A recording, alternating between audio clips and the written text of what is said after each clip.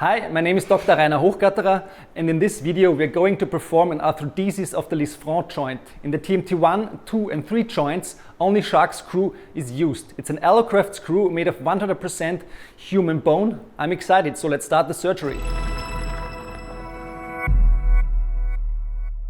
The 62-year-old patient has had severe pain in his right foot for over 10 years. During the medical examination, Dr. Hochgatterer noticed that the longitudinal arch of the foot as well as the transverse arch is severed. In addition, the TMT1 joint is unstable, with pronounced metatarsus primus varus as well as massive exotosis over the first metatarsal head. The X-ray confirms the previous diagnosis and additionally reveals a pronounced TMT2 and 3 osteoarthritis. Again, the patient states that even after short walking distances, he has severe pain in this location. A dorsomedial skin incision is placed over the metatarsal phalangeal joint, and the joint capsule is dissected off to the plantar and dorsal side. The metatarsal head is then exposed using a Holman hook. The oscillating saw is used to remove the exotosis above the metatarsal head, and the sesamoid bones are loosened with a liston.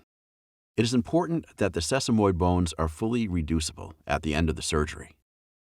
Whether the correction is sufficient can be checked by abducting the big toe to approximately 45 degrees. In the next step, the skin incision is extended proximally and the underlying tendons, as well as the vascular bundle and the nerve bundle, are exposed. The periosteum is split over the TMT1 joint and pushed off to both sides. The tendon tissue itself is not detached and remains untouched. The TMT1 joint is exposed with a Holman hook, and a Lambout chisel is inserted to determine the subsequent sawing direction. A thin 2 to 3 millimeter slice from the base of the os metatarsal is sawn off parallel to the Lambout chisel and is then removed. A second saw cut is made at an angle of approximately 10 to 15 degrees laterally open through the distal part of the os cuneiform medial. Since the TMT1 joint extends very far to the plantar side, reworking is usually necessary. In order to be able to remove the residual cartilage, a lamina spreader is used to widen the joint space. The subchondral bone areas are then fenestrated with a 1.1 millimeter drill bit. The accrued bone powder remains in place.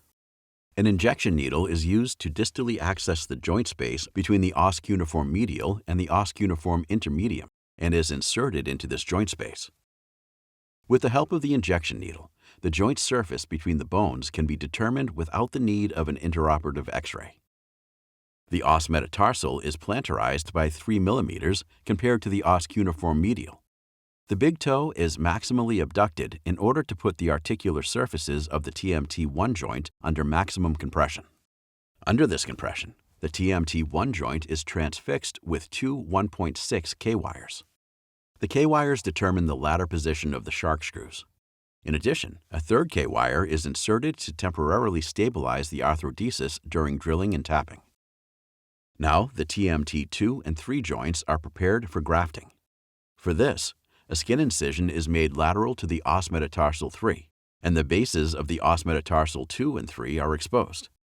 In order to open the joints fully and later bring them under full compression, the ligamentous connections between the os metatarsal 1 and 2, as well as between 2 and 3, and between 3 and 4, must be completely loosened with a chisel using cutting and pressing movements. It is important to note that the TMT2 joint is more proximal than the TMT3 joint. The joints are visualized and the cartilage is completely removed. The joint surfaces are then refreshed with a thin drill. The joints between os cuneiform medial and intermedium and between os cuneiform intermedium and lateral are stacked with injection needles.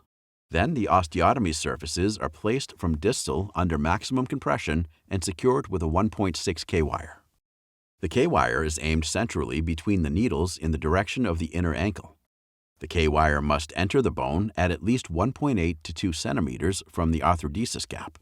Otherwise, there's a risk that the bone bridge will be too narrow after drilling, which could weaken the cortical bone. The K-wire at the TMT3 joint is set at about 10 degrees divergent from the K-wire in the TMT2 joint.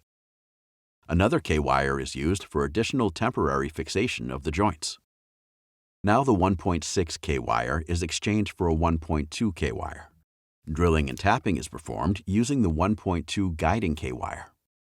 After tapping, the drill channel must be thoroughly rinsed. Then the shark screw is inserted into the bone until approximately 2 threads remain visible.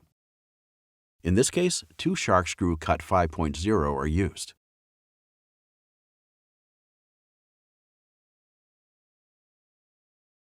Finally, the shark screw head is sawn off at bone level with the oscillating saw.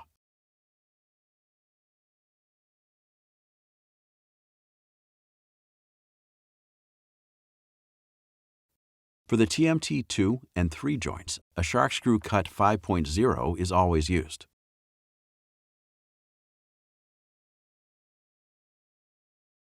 After the shark screws have been placed, the temporary K-wire is removed and the shark screw heads are placed at bone level. Finally, the incision is closed with an intradermal suture. The 3 inserted shark screw cuts are clearly visible on the X-ray image. After a short time, the bone screw gets vascularized and cells from the host bone immigrate to the screw. In the next few months, the shark screw will be integrated into the host bone due to creeping substitution.